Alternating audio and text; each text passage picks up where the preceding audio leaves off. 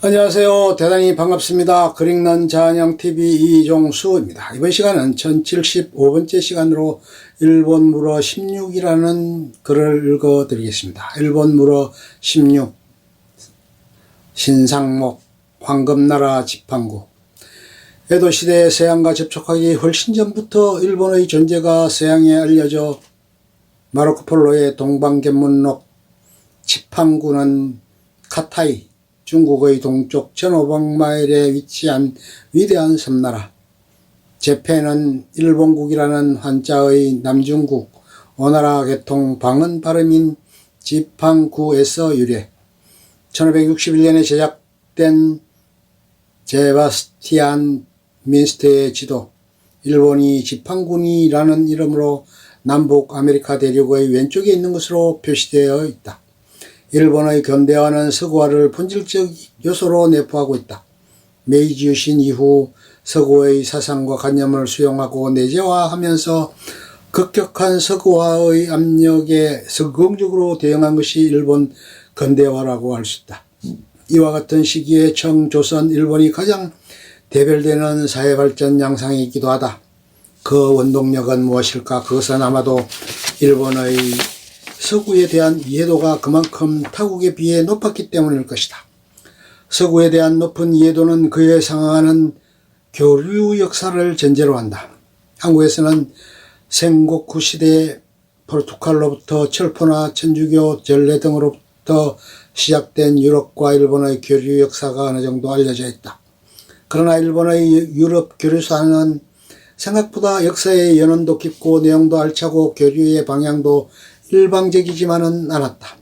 따라서 일본 근대화의 성공 요인을 이해하기 위해서는 일본의 유럽 간 교류 역사를 대입해보는 것이 중요한 단서가 될 수 있다. 이번호부터 수회에 걸쳐 일본 근대화의 밑바탕에 깔려있는 일본과 유럽 간 교류 사회의 하이라이트 몇 장면을 소개한다. 카탈루냐 지도. 아브라함 크레스케스가 1375년에 제작한 카탈루냐 지도, 1375년 중세 유럽 역사에 지대한 영향을 미친 한편의 지도책이 나침판의 달인으로 알려진 유대인 지도 제작자 아브라함 크레스케스에 의해 발간된다. 최초의 근대적 지도로 알려진 카탈루냐 지도이다. 카탈루냐는 최근 스페인으로부터의 독립문제로 세계의 주목을 받고 있는 바로 그 지역이다. 카탈루냐는 1714년 스페인에 폭속되기 전까지 고유의 언어를 가진 독립국으로 존속했으며 중세에는 지중해 무역 주역으로 크게 번성했던 유서 깊은 지역이다.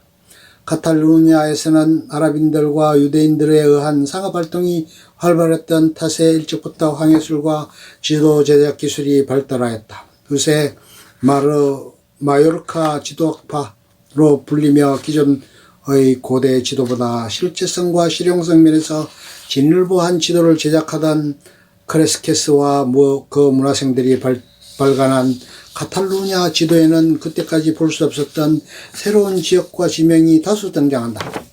카탈루냐 지도는 세계전도의 형식으로 총 8장으로 구성되어 있는데 그중 4장이 오리엔트 즉 동방지도에 할애되어 있다. 기존에는 막연한 상상의 영역으로 표시되어 있던 동방지역이 새로운 지명과 함께 세밀하게 묘사될 수 있었던 것은 마르코폴로의 동방견문록 발간의 영향이 컸다. 베네스 출신의 이탈리아 상인이자 여행가인 마르코폴로는 1271년 베니스를 떠나 페르시아, 중앙아시아를 거쳐 몽골로 향했으며 1274년 몽골 산두에 입성하여 무려 17년 동안 원나라에 머물다가 자바, 말레이 반도, 스리랑카, 인도 등을 거쳐 1296년 베니치아로 귀향한다. 마르코폴로는 1298년 베니치아와 제노바 간의 전쟁에 참가했다가 제노바의 포로가 되어 투옥되는데 그곳에서 만난 피사 출신의 작가 루스티겔로에게 자신의 세계여행 경험을 구술하여 세계의 서술이라는 제목의 기록을 남긴다. 동방견문록으로 알려진 바로 그 책이다. 동방견문록.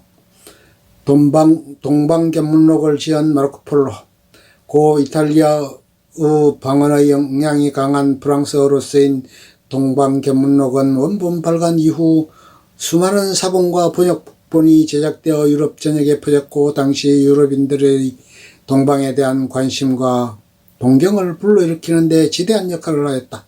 마르코 폴로는 동방견문록에서 중국을 카타이라고 부르며 그랑캉 위대한 군주라는 뜻, 쿠빌라이의 지배하에 온갖 재화와 물산이 넘쳐나는 풍요로운 땅으로 묘사한다. 동방견문록은 현재의 시각으로 보면 헛웃음이 나올 정도로 황당무계한 내용들로 가득 차 있다.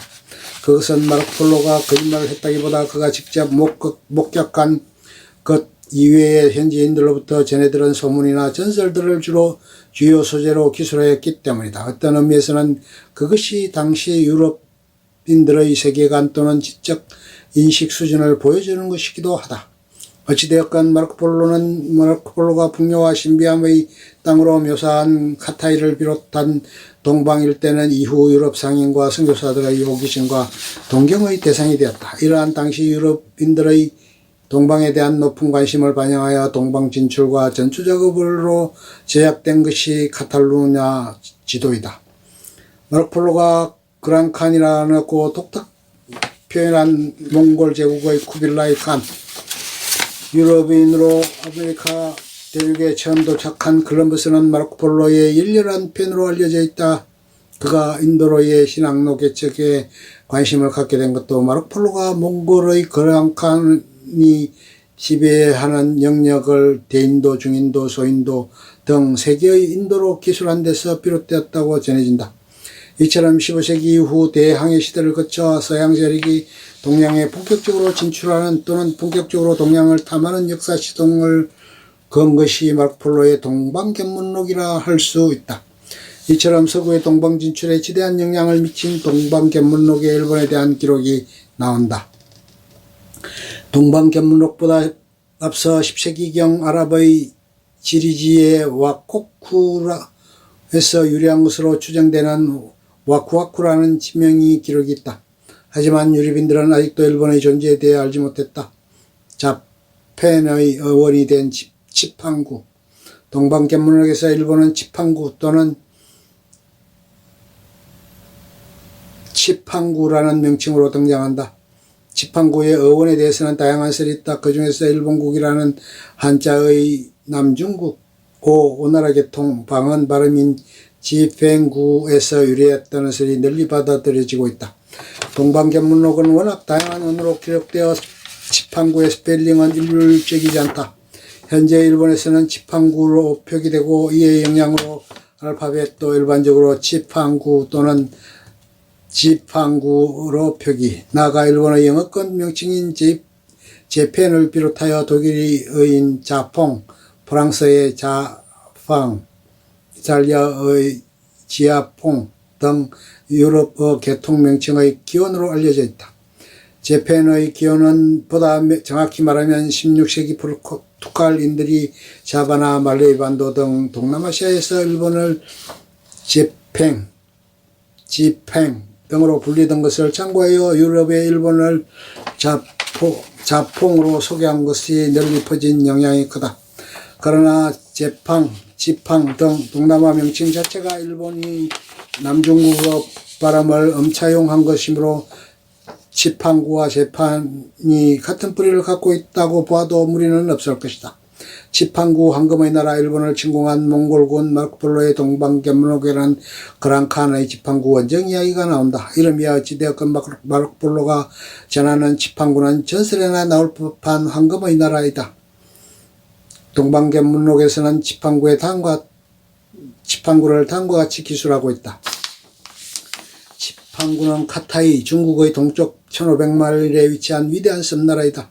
사람들은 희고 문명화되어 있으며 좋은 대접을 받는다. 이들은 우상 숭배자, 비기독교 신자라는 의미이며 누구에게도 의지하지 않은 독립국이다.